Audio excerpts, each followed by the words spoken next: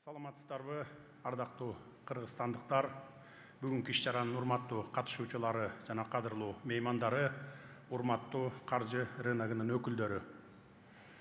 1993 жылдын май айы Кыргыз Республикасы үчүн тарыхый мааниси зор айлардын бири.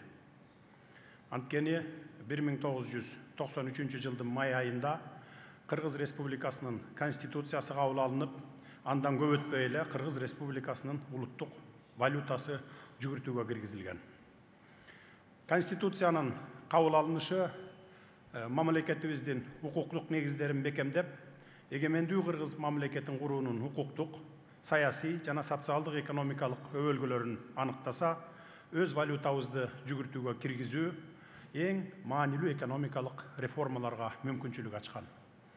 Мына ошондуктан өлкөбүз үчүн маанилүү окуялардын бири Кыргыз Республикасынын улуттук валютасынын колдонууга киргизилиши 30 жылдык мааракеси менен баарыңыздарды чын жүрөктөн куттуктаймын.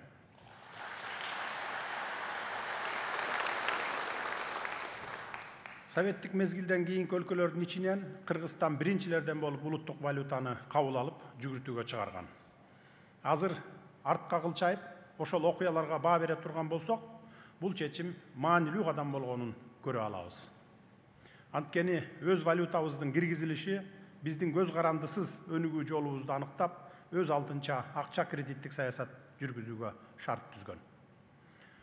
Кыргыз сому 30 жыл ичинде Кыргыз мамлекеттүүлүгүнүн туруктуулугунун символу жана өлкөнүн көз карандыс экономикалык саясатынын негизги элементи болуп келди.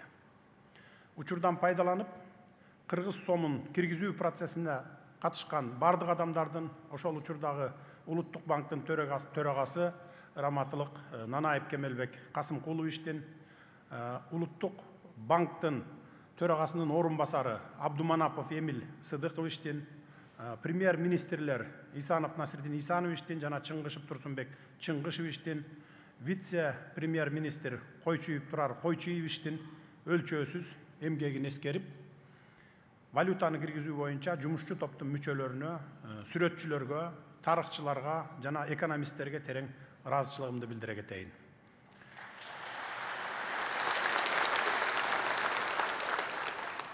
Кыргызстандын каржы системасы улуттук төлөм, банк системасы дүйнөлүк каржы экономикалык кризистердин таасирине карабастан өзүнүн бекемдигин көрсөтүп, өнүгүп келе жатат.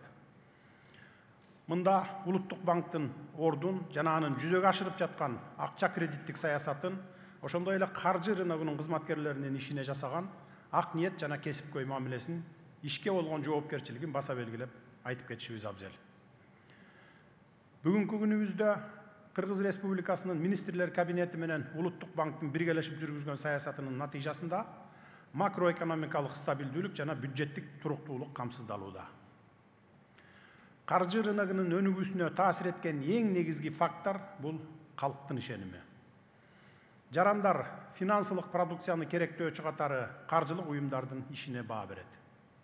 Ошондуктан каржылык кызмат көрсөтүүлөрдүн сапатын жогорулатуу жана дүйнөлүк тенденцияларга шайкеш келген каржылык технологияларды киргизүү жолу менен калктын ишенимин мындан ары жогорулатуубуз зарыл. Санариптештирүү, социалдык экономикалык өнүгүүнүн кыймылдаткыч экени баарыбызга белгилүү. Мына ошондуктан санариптештирүүгө багыт алуубуз азыркы замандын талабы жана анда мамлекеттик институттардын аткарган ролу өтө маанилүү.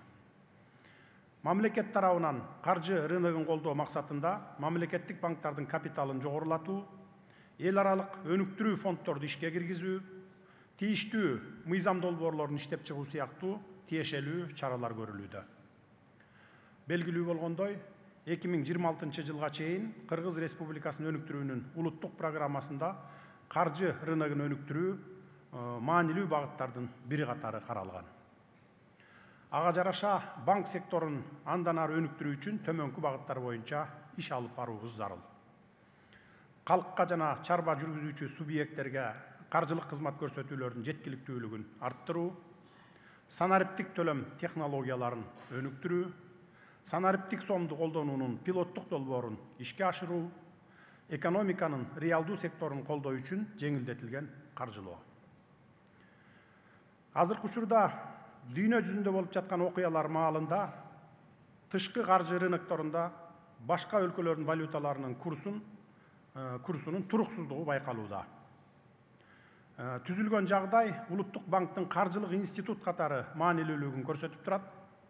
Ал улуттук валютанын сатып алуу жөндөмдүүлүгүн сактоо, каржылык банктык системанын туруктуулугун камсыз кылуу, ошондой эле калктын каржылык мекемелерге болгон ишенимин сактоо боюнча иштерди үзгүлтүксүз жүргүзүүнү улантышы кажет. Биргелешкен аракет, ак кызмат жана мекенчилдик сезимге таянсак, жарандардын каржылык бакубаттуулугун, мамлекеттин финансылык туруктуулугун чыңдоо боюнча алдыга коюлган негизги максаттарыбыздын ишке ашарына бекем ишенемин. Кыргыз сомунун 30 жылдык мааракеси шыктанууга, умтулууга, өнүгүүгө жана жаңы жетишкендиктерге себеп болсун. Улуттук валютабыз биздин биримдигибиздин жана кубаттуулугубуздун символу болуп кала берсин. Бардык кыйынчылыктарды жеңип чыгарыбызга ишенип, келечекке жаркын үмүт менен карайлы. Мына ушундай өнүктүрүү программаларыбыз менен бирге биз жакынкы келечекте кыргыз валютасын өзүбүздөн чыгарганга жетишүүнү камсыз кылаарыбызга толук ишендирип кете алабыз. Бул иштин үстүндө азыр ушул тапта иш жүргүзүлүп жатат. Техникаларын сатып алдык. Биз бул ишти сөзсүз ишке ашырабыз. Урматтуу мекендештер, бүгүнкү салтанаттуу иш-чаранын катышуучулары, баарыңыздарга бекем ден соолук, бакубат турмуш каалайм.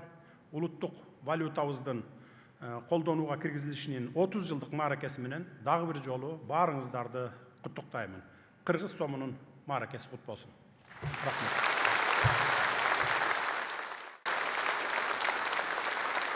Кыргыз Республикасынын президентинин жарлыгы Кыргыз Республикасынын экономикасын өнүктүрүүгө, банк системасын калыптандырууга жана өркүндөтүүгө кошкон олуттуу салымы үчүн биринчи даражадагы Манас ордени менен сыйлансын. Чыңгышев Турсунбек, Кыргыз Республикасынын экс-премьер-министри.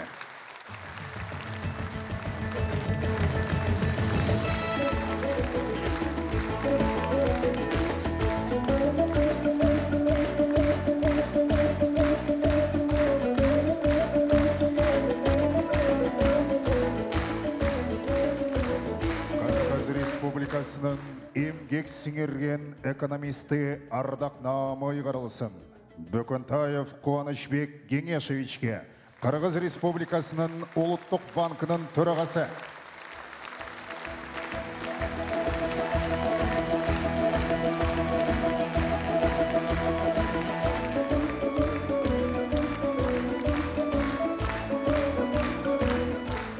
Эшбердиева Чолпон Молдалиевнага, Дос Кредобанк ачык акционердик коомунун башкармасынын төрагасы.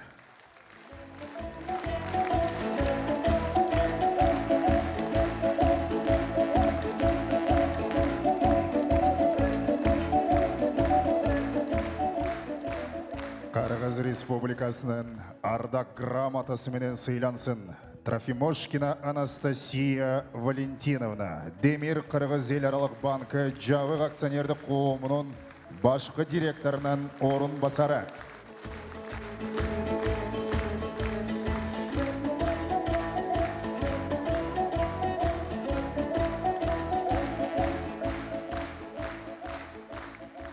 Кыргыз Республикасынын президенти Садыр Жапаров.